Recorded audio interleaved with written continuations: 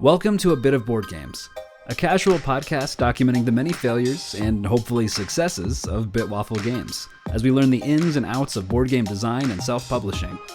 Join us on this journey as we talk about a bit of life, a bit of design, and a bit of board games. Hey everyone, thanks again for joining us for A Bit of Board Games here. I am Stephen, game designer and head of the visual department of One. Yeah, and I'm Trevor, and I'm also a game designer and operations manager for the team. Yeah, so today is February 28th, a Monday, on the year 2022. And the baby has still not arrived. So just waiting on that. I mean, probably if the baby arrived, I probably wouldn't be here at the moment. I mean, he may come in the middle of this podcast even though, right? I mean, it's possible. We're less than 2 weeks out now. So how you feeling? I feel like I'm in this weird like limbo stage where like I know he's coming and I know it's going to change, my life, especially for a period like there's an early part of like not knowing where my time is going to go. Or if I'm going to have time to do anything. But then it's also like, so yeah, it's just this weird limbo stage of like, I know he's coming, but he's not here yet. And so like things are going to change, but I can't really start getting used to that change yet because it hasn't happened. Right. You have no control over it. Right. But you already have one. So, I mean, it should be a little bit of an easier transition, hopefully, right? Having your second, maybe. I mean, I think for us, it'll be easier, but then my daughter's going to, we've told her what's happening. She's not quite 2. And so she has like a good understanding of a lot of things, but I don't feel like she fully understands how it's going to change her life.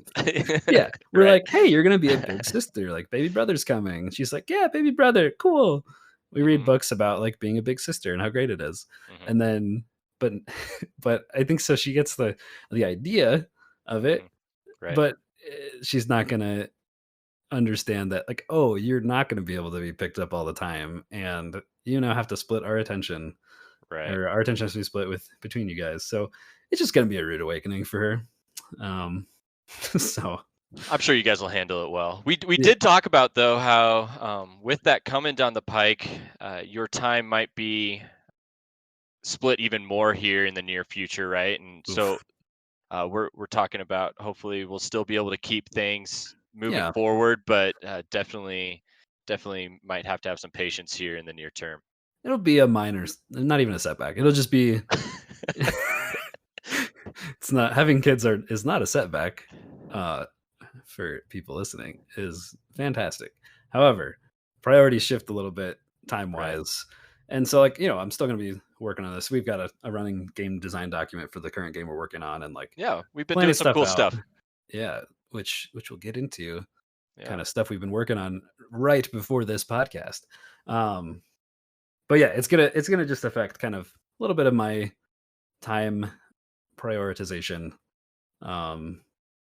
Which I'm super excited about it. So like, I'm still going to want to work on it. And there'll be time. We'll get at it. I feel like the more we work on it, the more excited we get about kind of what we're thinking and the direction we're going. Yeah. Just fleshing out some of this stuff was just like, it's so much fun. Yeah. And so let's talk about for a second too, as we're talking more about how we want to structure things and especially with the podcast in mind, we're talking about probably the easiest way to go about doing this is to spend some time throughout the week and up to the podcast talking about kind of where we're at in the game, sort of development things we need to go through, and then just kind of take that right on into what we share with the community, right? Is that kind of what we're thinking? Yeah. Yeah. And so like we're trying to, some people might be like, oh, like you're getting ahead of yourselves, blah, blah, blah. But we're just kind of trying to build a good foundation right now. So we started this podcast last week to kind of to document what we're doing, keep people up to date, kind of give us like a kick in the pants to keep us accountable to keep working on stuff too. And it gives us a set time each week to work on stuff and then talk about it, which helps us flesh stuff out a little bit more too. But kind of in that, we worked on a website last week, and just to get like a good landing page, kind of talk about us, and just have a place to put games once we have them, and to direct people towards there, which that is bitwafflegames.com, for those of you who are interested in. Yeah, you did a great checking job with the that out. website, by the way. It's looking good.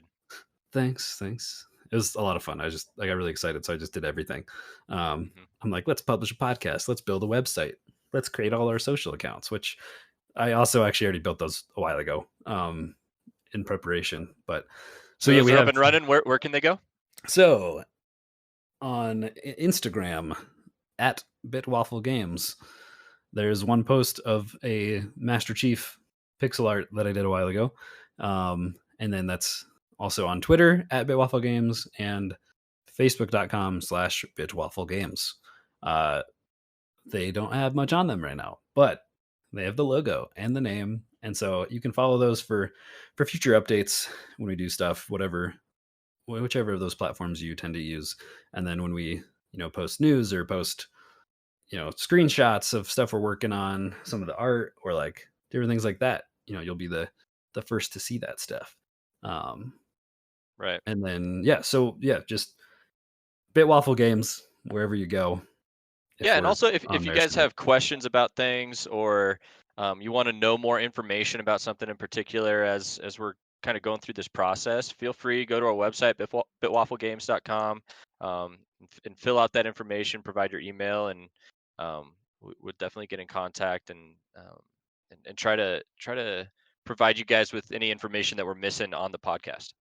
And there will be probably a actual contact form on there where you could send a message to us by the time this podcast comes out. Hopefully I'll do it. We'll get that up soon. I'll do it anyway. Also, this last week, we got our LLC up and running. We got our so we are official. So too legit to quit. Exactly. It's all kind of feeling real at this point, and it's just about getting the games to the families and the people listening to this podcast. So yeah. So let's talk about that.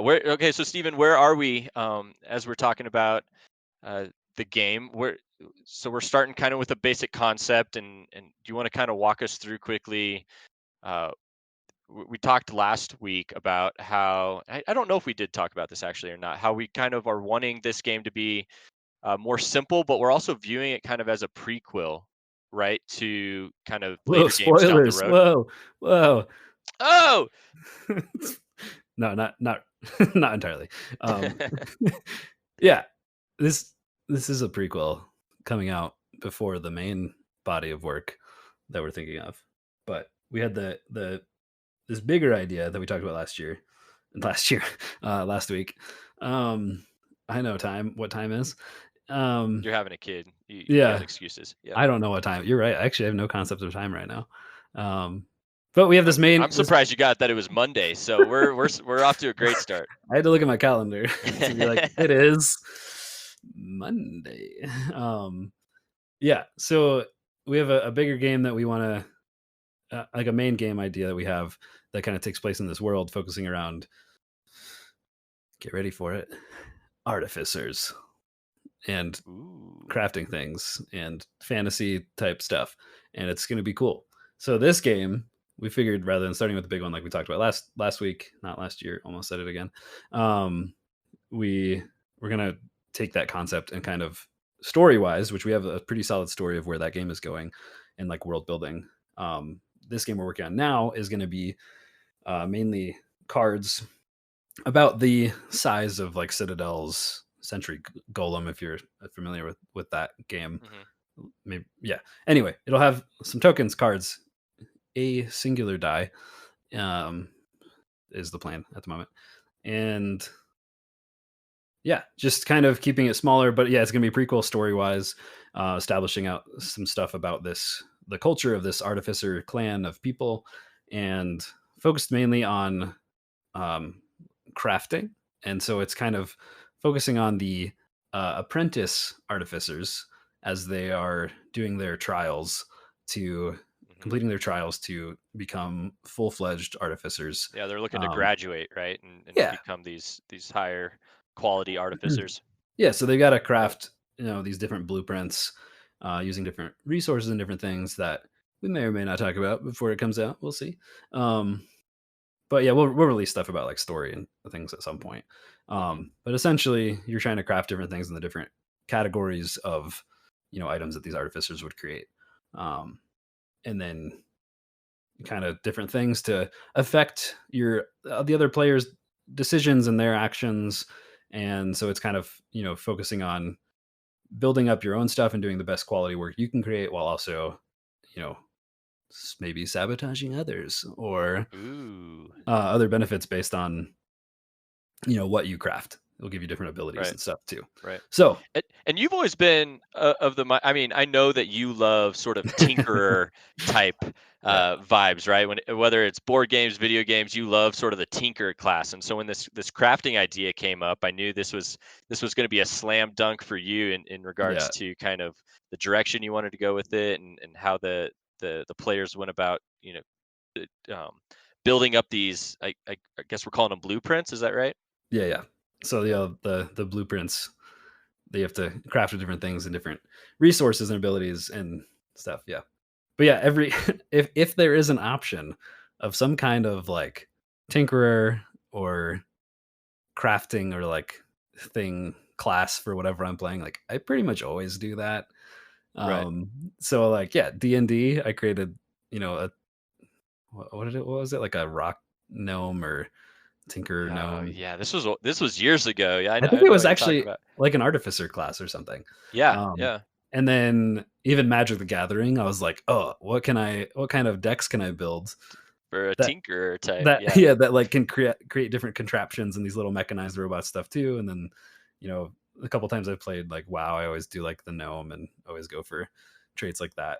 Um, You love being yeah, sneaky and that sort of stuff too. You love sort of the yeah, yeah. I You love having utility, I guess, right? Like whether it's traps or different yeah, things that you can use. Yeah.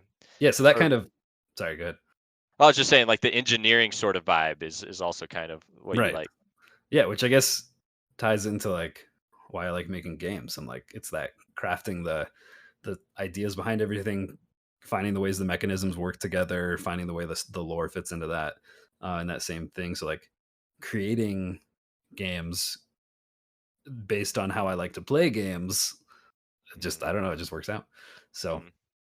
It's so funny how as you grow up, you kind of get I don't know. I don't know what your family setting was like when you were a kid, but I definitely grew up playing sort of the basic, monopolies, sorry, all that sort of stuff. And I think, once I got to college, I think I just kind of dove headfirst into, Gloomhaven, D&D. I became, that's when being a nerd became cool. And so I took that up, with a badge of honor. And yeah, um man, it's kind of just crazy. Is that you? Did you grow up kind of same sort of deal, or what was it like? yeah. I mean, yeah, we had all kinds of original board games. Sorry, you know, Uno, a lot of things like that Uno, yeah, that yeah. were really fun. And like I actually remember, I think one of the first, I guess my first game design. Uh, not really. I remember designing like my own board games as a kid, and kind of like it was pretty much just like a combo of like Sorry and something else. But you just had like a board with like spaces where you would then draw cards, which would tell you to move back or move forward. Like really really lame stuff that Hmm. was not fun at all. But You're telling me that you were a nerd even before it was cool. So you're the one that really started the trend. are you saying I wasn't cool growing up? I mean, I didn't know you, but I got to assume that you probably kind of knew what you were doing. I mean, building a board game as a kid, that's impressive stuff. I don't know. I feel like a lot of people feel like a lot of people did that stuff, and I think I did it like a couple times, and it was pretty lame. But I do remember, like, I mean, I thought it was awesome at the time. I'm like, this is the greatest game ever. But Hmm. anyway, we also did like, as a younger kid, remember like my siblings and I would like pretend play Lord of the Rings like outside. We'd get Oh. we'd get like massive sticks, and I'd be like Gandalf or a Hobbit usually. I'm not I gonna don't- lie, I think everyone probably did that. I Yeah. definitely did that. That was like I think that was probably around 6th grade for me. So, I don't know if I Okay. was too old Yeah. for it back then, but it was definitely the cool thing for us to do out at the jungle gym during recess. So Yeah. Well, I mean, I did this with like Yeah, we did it at recess some, but I did it like at home with my siblings, and we always made my younger sister be Gimli, because she was short. So we always like, Was she good at the voice too? I mean, no, she's like a little, you know, elementary age girl, Right. but like because she was shorter than the rest of us, and like I wanted to be like Gandalf or, you know, so like Gimli. I mean, like Gimli is awesome, but Mhm. really the justification was that she was short, and we're like, you're a dwarf, so here's a stick that looks like an axe, and that's who you are. That's um funny. so yeah, we'd like run around through the woods around our house and do all that, which was a lot of fun. So like, yeah, we were always creating up, scenarios or doing different make believe stuff, and Mhm. um always been drawn to the fantasy side of things, and Yeah, look at us now. building stuff. And I don't remember how we got on this train of thought talking about, oh, just like our like growing up and our background, and Right. how we Right. did this. Yeah, I mean, I really got into like video games for the longest time. I mean, I still am, but um Right. actually currently I'm playing Minecraft again after years of not playing it, because I get to create things and like, design cool things. Like, dude, I actually probably just built the coolest thing I've ever built in Minecraft. Let's hear about it. So we have this huge underground base that we've been working on, a couple of friends of mine. Okay. Um, and so I, started out some cool stuff, big dwarven throne room fortress thing. Yeah, that's cool. Whatever. Mhm. Then dug out this massive circular area to create like a library, like a big mystical library thing. Got a lot of Um, books?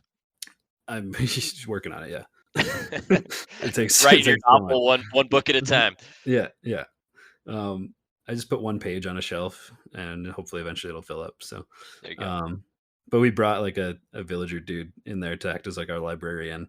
But then the cool thing that I'd made in the center, we built like this fountain. I built this huge floating like magical orb thing, where inside That's of it cool.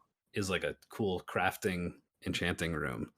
And Ha, I so, could have guessed. yeah, I should have so guessed. Yeah. I'm just like, this is, and like the aesthetics of it, just so good. It just it was so fun to do, and I'm like, such a great accomplishment. That's Um, awesome. but That's anyway, awesome. real world back here. Yeah, we've done a lot of things. I like focusing on building out stories, world building, mechanics, all that stuff tying together. I think it's just a lot of fun. Yeah, definitely. I think the creative aspect of making games is definitely a blast. As we're kind of getting to a point where we understand now the main theme of what we're looking to do and the main Yeah, goals and end game of this first game that we're building. And so I think it's gonna, and we've been to this point before. We actually have with other games that we've thought about doing, but now we're taking it a little bit more seriously and wanting to um, kind of get to the point where we're even play testing it, and producing this thing and bringing it to market. Right? I mean, we want to go the full length with this thing and see really what the process takes from start to finish, so that we can get to these kind of more in-depth style games, and maybe have a little bit more detail. yeah, But it really starts with this, right? We got to start with the creative aspect, get our ducks in a row, and really see kind of, um, does this game even make sense? Is it going to play well? Is it going to be fun for a family of four to sit down and and go through? So I think we're getting there, man. I think yeah, based on what we've done so far, I'm getting really hyped off of it. I think it's going to be a lot of fun. It's just a matter of kind of figuring out the little finer details. yeah, for sure. Yeah, so just to give you guys a little update on the current state of the game we're working on. Probably not going to give a title right now. We just have working titles right now. Haven't like fully established that. But yeah, we have pretty core of like the story. I think we're pretty solid set on that. Pretty set on kind of general like overall components, and like amount of components and like size of the game. We worked out a lot of like the basic kind of like actions that players will do on their turns, Hmm. and all that. And kind of finding areas that add some element of randomness that's not going to like feel really bad like if you don't do well, but then also ways to modify that randomness, so that you feel like you actually have a say. We're not just be like, hey, Right. roll a dice. Oh, Right. you suck and you can't do anything now. Okay, Right. Balance is great. something we want to get right. Yeah, We don't want we want the random, sort of uh RNG aspects to feel good. We don't want it to feel really defeating if you're not able to achieve something because of the RNG aspects. And we also the other thing we want to make sure we're balancing well is these player engagement sort of um, what's the word I'm looking for? like interactions and stuff. Interact. Yeah, we want those to feel good. We want the players to be able to engage with each other at a level um, that feels good, and they're not just trying to you know focus on something, and they put blinders up and not have to worry about anything else the other players are doing. We want them to be able to um, have to make decisions based off what other players are doing, and react based on what they're seeing the other players do or put down, or their play style. Yeah, Um, we want all that to feel really good. I think that's going to be a matter of getting to that play testing sort of. yeah. We Yeah. don't want just like a multi person solitaire. So Right. yeah, we're trying to find ways that players decide how to use their actions either to benefit themselves or to Slow interact with down other somebody players, else. slow down someone else. Yeah, Yeah. Yeah. but like it's a matter of choice. So you can't be like, hey, I'm gonna do really well and then also set you back. So then like the other person just feels like there's no way to catch up. Right. It's definitely yeah. Finding the balance of all the different areas is definitely going to be probably the longest part Hmm. of that. Hmm. Um, I think so something that we're definitely doing well, at least right now, and we'll probably talk about this a lot as we go through the process and um, get further down the road. Is we play a lot of board games between Steven and I. We've played a lot. We've done a lot of card games, board games, and we're trying to take the really positive elements that we see out of all these games and not trying to steal ideas, but we're definitely trying to see what works well and implement that in a way that will benefit the play style of what we're creating as well. yeah, I mean, I'm 100% on board for stealing ideas. So, um, it's just a matter of stealing the good ideas and like tweaking them or combining them in a way. Right. There, Right. there's another game designer I've seen. It's like, why would you not steal ideas? He's like, when you know something works, you don't need to reinvent it. Like, just Yeah. Yeah. find ways to change it a little bit. I, Or I guess what I'm saying is we don't want it to feel like other games. We don't want it. I We know, don't want yeah, to copy paste in a way that makes it look like, oh man, this is just a rebranded, yeah, that's true. whatever. We want it to have our own feel and our own touch to it. But definitely, yeah, like what you're saying, we want to take those good aspects and we don't want to, yeah, recreate the wheel. Why make more work for ourselves when we've already got a lot ahead of us? So. Yeah, yeah, and we are being like very original. I think we're just taking like random.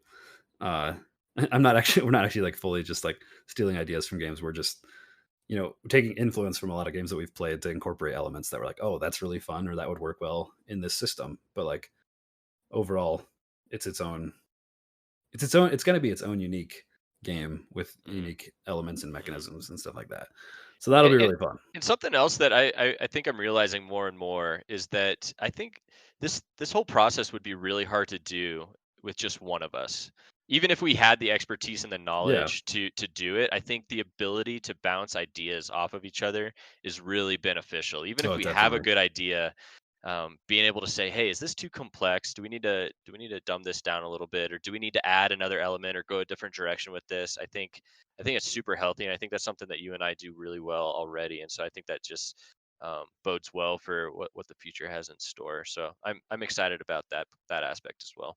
Yeah, you definitely need to like have someone to keep you in check because I could get excited about an idea and be like, oh, and then we have like six categories of that, and underneath each of Hmm. those have like Hmm. three like subcategories, and like get excited about all these different like pieces and like how the cool that would be. But then Hmm. like, okay, let's tone that back a little bit Yeah, and we like, have each other to bring us back to reality, and we've done yeah, that already a bunch. I mean, it's right, happened even just in the past couple weeks. Where I mean, even in a 30-minute conversation where we're talking about one element of the game, yeah, we bounce each ideas off each other all the time, and we go, "Hey, okay, that's a great idea. Maybe let's tone that aspect down a little bit, and mhm. put that in over here instead of here." It's yeah, definitely helpful.